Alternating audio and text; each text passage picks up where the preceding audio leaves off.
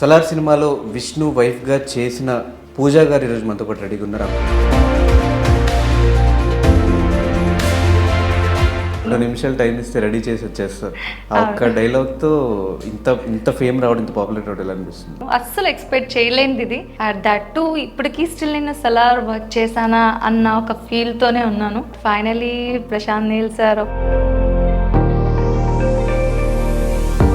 లైఫ్ని టర్న్ చేసేసింది. అసలు ఈ సలార్ మూవీలో మీకు ఆపర్చునిటీ ఎలా వచ్చింది? బేసిక్గా ఏదైతే మా లుక్ ఉందో చూడడానికి కొంచెం ఆడ్గా బోల్డ్గా అనిపిస్తుంది కదా. విత్ మేకప్ అయిన తర్వాత ఒకసారి లుక్ చూద్దామని చెప్పి డైరెక్టర్ సార్ దగ్గర తీసుకువెళ్ళినప్పుడు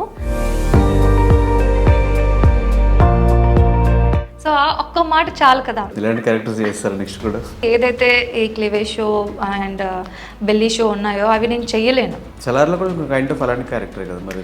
అది ఓకే, మీరు అందులోని మీకు ఏం కనిపించింది? ఏం కనిపించింది? క్యారెక్టర్ అదే కదా. Character is bold only. ఇలాంటివి ఏవైనా ఓకే, నాకేం ప్రాబ్లం లేదు అంట క్యారెక్టర్ వైజ్. ఆ సెట్స్లో మొత్తం రాగా దుమ్ములో ధూళిలో అంతమంది పనిచేయడం ఇదంతా చూసినప్పుడు ఏమనిపించింది? ఒక మూవీని పబ్లిక్ ఎలాగా అంత సింపుల్గా పోయింది, పెద్ద రాడ్ లైక్ ఇలాగా తీసి పడేస్తూ ఉంటారు కదా. బట్ ఒక ఎంత మైండ్ ఉంటే గానీ అంత ప్రాజెక్ట్ చేయడం కష్టం కదా. మీకు జరుగుతున్న దాంట్లో పృథ్వీ గారు అండ్ అలాగే ప్రభాస్ గారు ఇద్దరు ఉన్నారు. ఇద్దరు స్టార్ హీరోస్ ఒక సెట్స్ లో ఉన్నప్పుడు ఎలా అనిపించేది మీకు? అలాంటి పెద్ద పెద్ద స్టార్స్ అందరు ముందు మేము నించుంటే నిజంగా ఎలా అనిపించింది అంటే, సో ప్రశాంత్ నీల్ గారితో పనిచేసే ఆపర్చునిటీ మీకు వచ్చింది. ఆయన నుంచి మీరు నేర్చుకున్న థింగ్స్ ఏంటి? ఒక్కొక్క డైరెక్టర్ది ఒక్కొక్క విజన్ ఉంటుంది కదా. సో ఈ సార్ది చూసినప్పుడు ఏంటంటే, సార్తో వర్క్ చేసినప్పుడు అన్న ఒక ఫీల్ అయితే మాకు స్టిల్ ఇప్పటికీ అలానే ఉందన్నమాట. హాయ్, హలో, నమస్తే. నేను మీ anchor Dhanush. Welcome to I Dream. So last ఒక 2 days నుంచి ఎక్కడ చూసినా సలార్ ఫేవర్ నడుస్తుందన్నమాట. ఎవరి దగ్గర నుంచి అయినా సలార్ సలార్ సలార్ ఇదే వినిపిస్తుంది. సో ఐ డ్రీమ్ కూడా సలార్ సినిమా నుంచి ప్రతి ఒక్క ఆర్టిస్ట్ని మీ ముందు తీసుకొచ్చే ప్రయత్నం అయితే చేస్తుంది. అందులో ప్రయత్నంగానే ఈరోజు సలార్ సినిమాలో విష్ణు వైఫ్గా చేసిన పూజా గారు ఈరోజు మనతో పాటు రెడీగా ఉన్నారు. ఆమెతో మాట్లాడి ఈ ఫిలిం గురించి మరెన్నో విషయాలు తెలిసిన ప్రయత్నం అయితే చేద్దాం. హాయ్ పూజ. నమస్తే అండి. నమస్తే, ఎలా ఉన్నారు? నేను చాలా బాగున్నా, మీరు? నేను చాలా బాగున్నాను. అక్కడ మీ క్యారెక్టర్కి బయట మీకు చాలా డిఫరెన్స్ కనిపిస్తుంది అక్కడ, గెటప్ వైజ్గా కానీ మాట్లాడే విధానం వైజ్గా కానీ. అవునా? ఎలా వస్తుంది రెస్పాన్స్ మీకు? చాలా అంటే పాజిటివ్ రెస్పాన్స్ అని చెప్పాలి. అట్ ద సేమ్ టైం అసలు 2 నిమిషాలు నా లైఫ్ మొత్తాన్ని టర్న్ చేస్తుందని ఎక్స్పెక్ట్ చేయలేదు అసలు. సో ఇలా మీ ముందు ఇప్పుడు అంటే చాలా సినిమాల్లో ఒక లెంతీ రోల్స్ చేస్తే వచ్చే నేమ్ వేరు. జస్ట్ 2 minutes అండ్ ఒక డైలాగ్, 2 నిమిషాలు టైం ఇస్తే రెడీ చేసి వచ్చేస్తారు. ఆ ఒక్క డైలాగ్తో ఇంత ఫేమ్ రావడం, ఇంత పాపులర్ రావడం ఎలా అనిపిస్తుంది? రియల్లీ అది మనం ఎక్స్ప్లెయిన్ చేయలేని ఒక అచీవ్మెంటే కదా. సో నేనైతే అలానే ఫీల్ అవుతున్నాను. అస్సలు ఎక్స్పెక్ట్ చేయలేనిది ఇది. దట్ టు ఇప్పటికీ స్టిల్ నేను సలార్ వర్క్ చేశానా అన్న ఒక ఫీల్తోనే ఉన్నాను. But finally Prashanth Neel sir ఒక్క డైలాగ్ 2 నిమిషాలు లైఫ్ని టర్న్ చేసేసింది. సో స్టార్టింగ్ మిమ్మల్ని పిలిచినప్పుడు మీకు ఈ క్యారెక్టర్ గురించి ఏం చెప్పారు? అసలు ఈ సలార్ మూవీలో మీకు ఆపర్చునిటీ ఎలా వచ్చింది? బేసిక్గా ఏదైతే మా లుక్ ఉందో చూడడానికి కొంచెం ఆడ్గా బోల్డ్గా అనిపిస్తుంది కదా. సో సెట్లోని విత్ మేకప్ మమ్మల్ని రమ్మని చెప్పారు సెట్కి.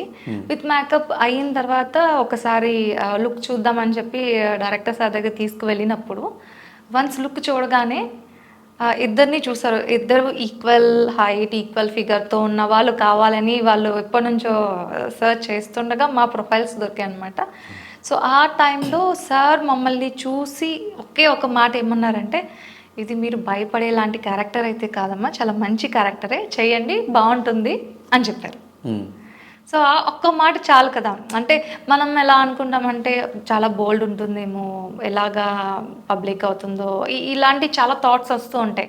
బట్ ఆయన స్టార్టింగే సెట్లోని మేము ఇంకా వెళ్ళక ముందే మాకు చెప్పిన గుడ్ వర్డ్ ఏంటి అంటే అదనమాట, ఇది చెయ్యండి, చాలా బాగుంటుంది, క్యారెక్టర్ మీకు అసలు ఎలాంటి ప్రాబ్లం రాదు అని చెప్పారనమాట.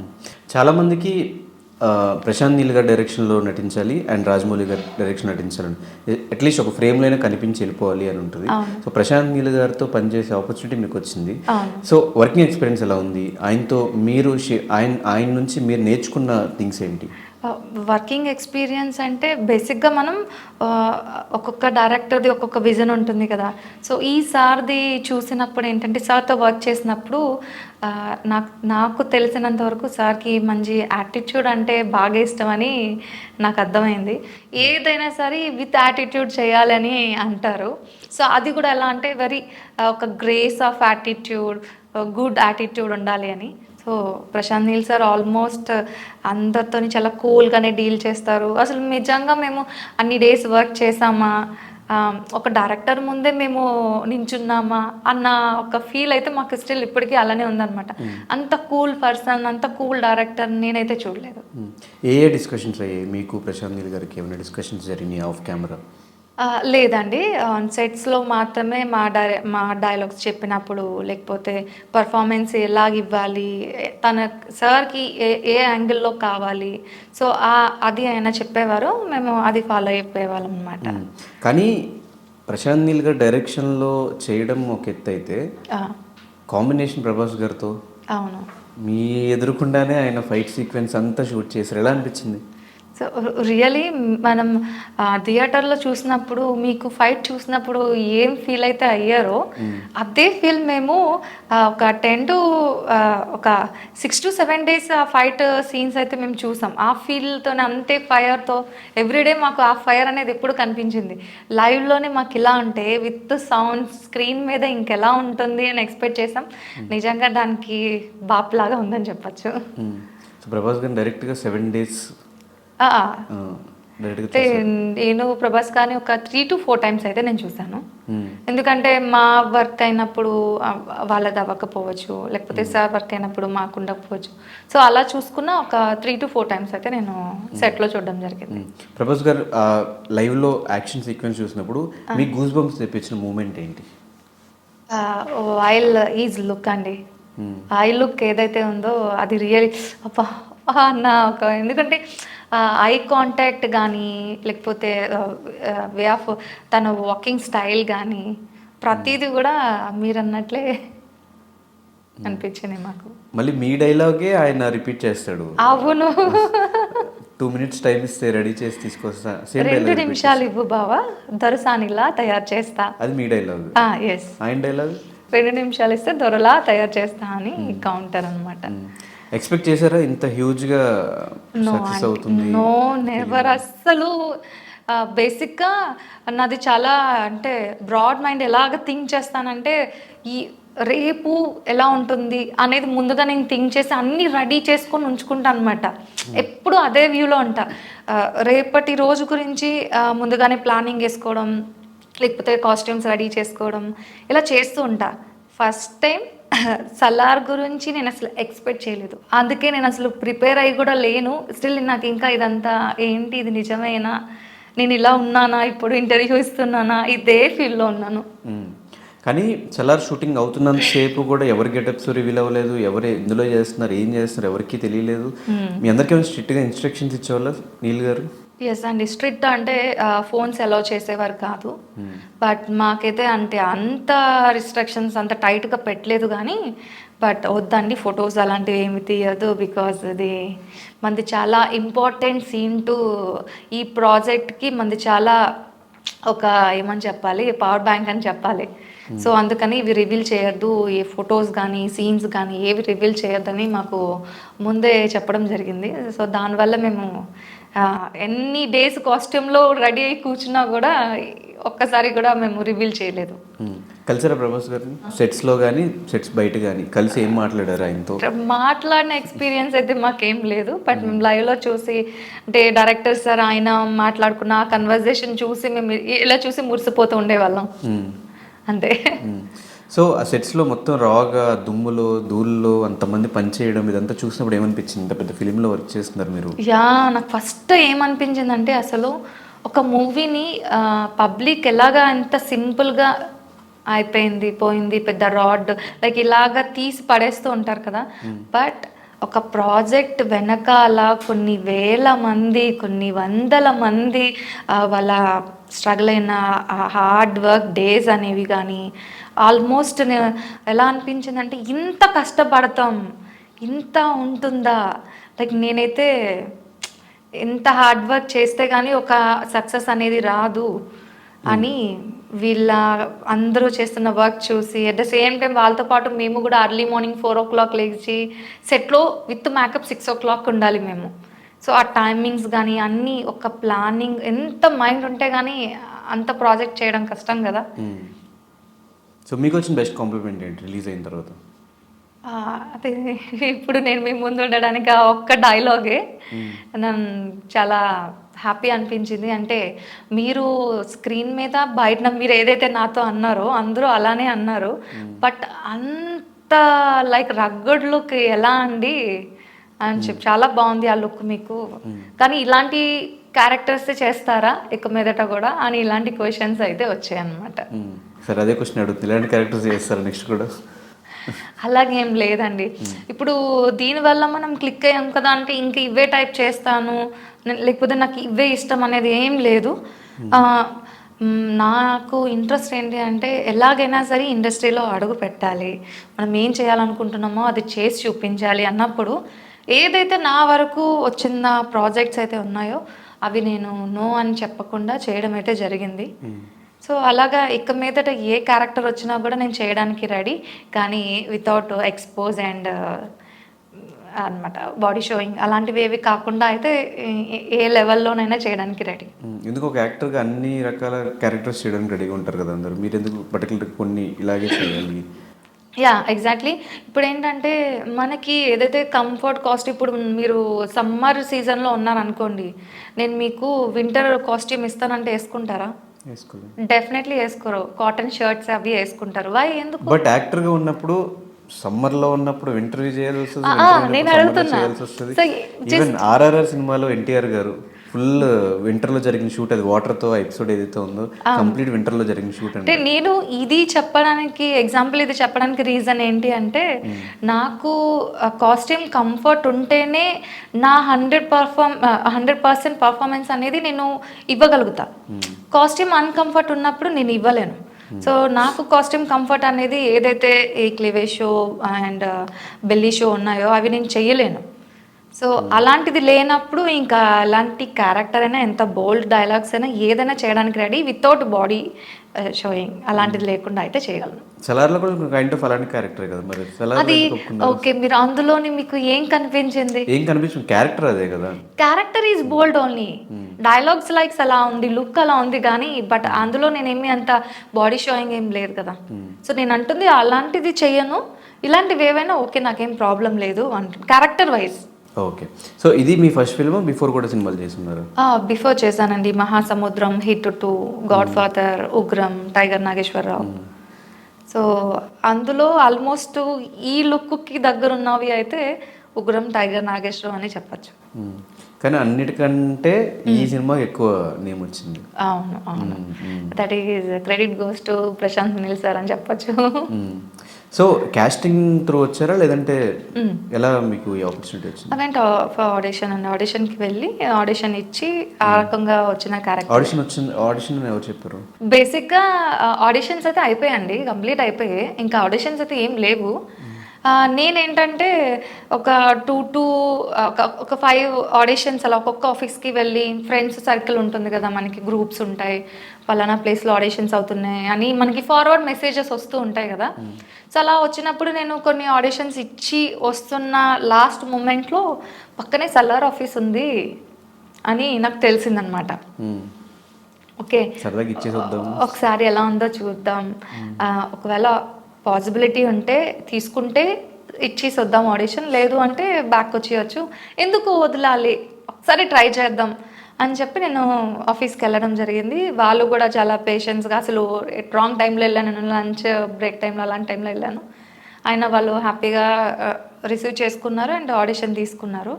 బట్ నేను ఆడిషన్ ఇచ్చిన తర్వాత ఏమని ఫీల్ అయ్యానంటే, డామ్ షో నాకు వచ్చే ఛాయిస్ అయితే లేదు, ఎందుకంటే లాస్ట్ ఒక 5 to 6 ఆడిషన్స్ ఇచ్చిన తర్వాత వచ్చిన ఆడిషన్ ఇది కదా. సో పేషెన్స్ లెవెల్ లేదు, ఆ కాన్ఫిడెన్స్ లేదు, సోగా ఇచ్చాను అనమాట. ఓకేలే మనం ఇచ్చింది అంత 100% లేదు కదా, వెళ్ళిపోదాం చలో బాయ్ టాటా అని చెప్పేసి మైండ్లో అనుకొని వచ్చేస్తున్నాను బయటికి.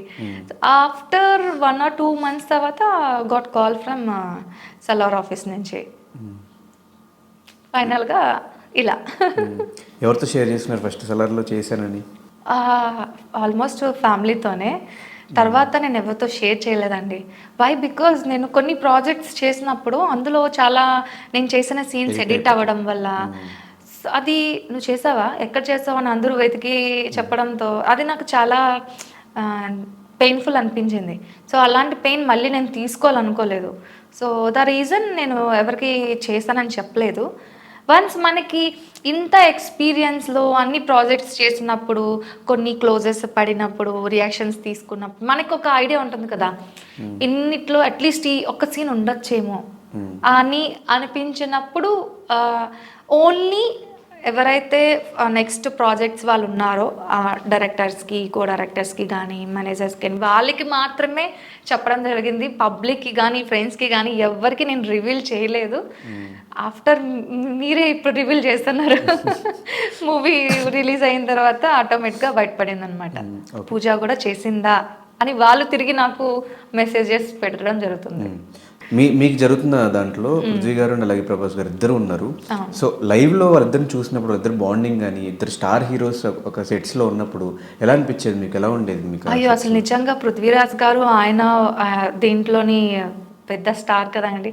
అలాంటి పెద్ద పెద్ద స్టార్స్ అందరు ముందు మేము నించుంటే నిజంగా ఎలా అనిపించిందంటే, ఏంటి నిజంగా మేము వీళ్ళతో కలిసి వర్క్ చేస్తున్నామా, స్టిల్ నాకు అదొక డ్రీమ్ లాగే ఉంది. సో వాళ్ళని అలా చూడడం నాకు చాలా చాలా చెప్పలేని గ్రేట్ మూమెంట్స్ అని చెప్పచ్చు. సో దీని తర్వాత నెక్స్ట్ ప్రాజెక్ట్స్ ఏం చేస్తున్నారు? నెక్స్ట్ ప్రాజెక్ట్స్ అండి సుందరం మాస్టర్, నెక్స్ట్ యాష్ ఎంఎం అని పార్వతీశం గారు లీడ్గా చేశారు, ఆయనతో ఒక ప్రాజెక్ట్ చేశాను. అండ్ తులసిరామ్ గారి డైరెక్షన్లో, అంటే మంత్ర మంగళ డైరెక్టర్, ఆయన డైరెక్షన్లో దక్షిణ అని ఒక ప్రాజెక్ట్ చేయడం జరిగింది. And at the same time మన ఈయన కుమ్మరన్ గారు రమణాలోడ తల్లిరా ఆయనతో పాటు ఒక ప్రాజెక్ట్ చేయడం జరిగింది ఆయన కాంబినేషన్లో, ఇద్దరిది ఒక పెయిర్. సో అది డట్టి ఫెలో అని. సో ఇవన్నీ కూడా రిలీజ్కి దగ్గరలో ఉన్నాయి. సో ఈ ఫిలిం రిలీజ్ అయిన తర్వాత మీ ఫ్యామిలీ రియాక్షన్ ఏంటి? సో ఆల్మోస్ట్ అందరూ హ్యాపీ కదండి. సేమ్ నేను కూడా ఎలాంటి మూమెంట్లో ప్రెజెంట్ ఉన్నానో వాళ్ళు కూడా అసలు ఎవరు ఎక్స్పెక్ట్ చేయలేదు ఒక సింగిల్ డైలాగ్ ఇలాగ చేంజ్ చేస్తుంది అనేసి. సో ఒకసారి మా ఆడియన్స్ కోసం అదే మాడ్యులేషన్లో ఆ డైలాగ్ చెప్తారా? షూర్ అండి, షూర్ చెప్తాను. 2 నిమిషాలు బావా దొరసానిలా తయారు చేస్తా. సో మీకు సినిమా మొత్తంలో మీకు బాగా నచ్చిన సీక్వెన్స్ ఏంటి? మీది కాకుండా. మాది కాకుండా అంటే హీరో ఇంట్రడక్షన్ అండి. ఇంట్రడక్షన్ తర్వాత మదర్ సెంటిమెంట్, ఎవరైతే చైల్డ్ ఉన్నప్పుడు డేర్ ఆఫ్ గట్స్, అది నాకు ఏదైతే కరెంట్ వైర్ ఉందో అది నాకు చాలా బాగా నచ్చింది. అదే కదా ఆల్మోస్ట్ మూవీ మొత్తానికి ఆయనకి లైక్ ఇది ఉంది, నాకు అది బాగా నచ్చింది. ఓకే, ఎన్నిసార్లు చూసారు ఇప్పటికి సినిమా? నేను ఒక 2 to 3 times చూసాను. 2 స్టోరీ ఏమన్నా తెలిసిందా? వాళ్ళిద్దరికి ఎందుకు గొడవ? లేదండి, చెప్పలేదు మీకు కూడా? లేదు, మేము చేసినప్పుడే దీనికి ఇది కనెక్ట్ ఉంటుంది, దీనికి ఇది లింక్ ఉంటుంది అన్న విషయం మాకే తెలియదు. ఓన్లీ మేము ఏదైతే ఉందో మా సీన్ కానీ మా అది మాత్రమే మాకు తెలుసు. అది కూడా మాకు ముందు చెప్పలేదు. సెట్కి వెళ్ళిన తర్వాత మీరు ఇలా చేయాల్సి ఉంటుంది అని సెట్కి వెళ్ళిన ఆ మూమెంట్లోనే మాకు పర్టికులర్ మా డైలాగ్ ఏంటి అని తెలుసు తప్ప బిఫోర్గా డైలాగ్ కదా అసలు సిచ్యువేషన్ కానీ ఏది మాకు రివీల్ చేయలేదు. కానీ ఆ టైంలో మా వాళ్ళందరూ స్టోరీస్ అన్ని రాసుకున్నారు, సలార్ ఇలా ఉండబోతుంది, ఇలా ఉంటుంది. అవును, మీకు ఒక ఐడియా వచ్చిందా షూట్ టైంలో? లేదు, నో ఛాన్స్. అదే అన్నాను కదా, అంత కూల్గా అసలు ఇంత సబ్జెక్ట్ని ఈ ప్రాజెక్ట్ని సార్ అసలు ఎలా డీల్ చేస్తున్నారో ఎవరికి కూడా, ఈవెన్ దో అంతమంది ఆర్టిస్టులు ఉన్నా కూడా ఎవరికి కూడా తెలియదు వాట్ నెక్స్ట్, దీనికి ఏంటి లింక్ ఎవరికి తెలియదు. సో ఇంకా అంత సీక్రెట్గానే ఉంది. ఓకే, సో మీకు ఇన్స్టాగ్రామ్లో కానీ ఎక్కడైనా అవుట్ సైడ్ ఫ్యామిలీ దగ్గర నుంచి కాకుండా బయట నుంచి ఏదైనా ఒక మర్చిపోలేని ఒక కమెంట్ ఏమన్నా వచ్చిందా? మర్చిపోలేని కామెంటా? లేదండి, ఇంతవరకు అయితే ఏం రాలేదు. ఇక మీదట చూడాలి. షూట్ టైంలో ఏదైనా మెమరబుల్ మూమెంట్ అంటే ఆబ్వియస్లీ నేను సలార్ అనే చెప్పాలి. వైల్ మేము మా షూట్ అయిపోయిన తర్వాత మిగతా రిమైనింగ్ టైంలోని మోస్ట్లీ మేము కల్పలత మ్యామ్తో టైం స్పెండ్ చేస్తూ ఆడుకోవడం, పేపర్స్ తీసుకోవడం, పెన్తో ఏవేవో ఒకటి చేస్తూ ఉండేవాళ్ళం. కల్పలత మ్యామ్ అంటే పుష్పలోని, సో ఆ మూమెంట్స్ మాకు చాలా హ్యాపీ అనిపించింది. ఫైనల్గా ఆడియన్స్కి మీ క్యారెక్టర్ నచ్చి ఇంత పెద్ద సక్సెస్ చేసిన సలార్ సినిమాని సక్సెస్ చేసిన ఆడియన్స్ అందరికీ ఏం చెప్తారు? డెఫినెట్లీ చూడండి, మాలాంటి వాళ్ళని ఎంకరేజ్ చేయండి అని చెప్తాను నేనైతే. బికాజ్ మేము కష్టపడ్డ కష్టానికి బ్యాక్ సైడ్ ఇప్పుడు మీరు చూస్తుంది అరే 2 నిమిషాలని మీరు అనుకోవచ్చు, కానీ దాని బ్యాక్ సైడ్ చెప్పలేనంత హార్డ్ వర్క్ అయితే ఉంది. సో అందుకైనా సరే మీరు కాస్త మా హార్డ్ వర్క్ని గమనించి మైండ్లో పెట్టుకొని మమ్మల్ని కొంచెం ప్రమోట్ చేయండి. ఎన్నో సినిమాలు చేసుకుంటూ వస్తే ఫైనల్గా వచ్చిన ఒక లక్. డెఫినెట్గా మీ ఫ్యూచర్ ప్రాజెక్ట్స్ అన్నిటికీ ఆల్ ది వెరీ బెస్ట్.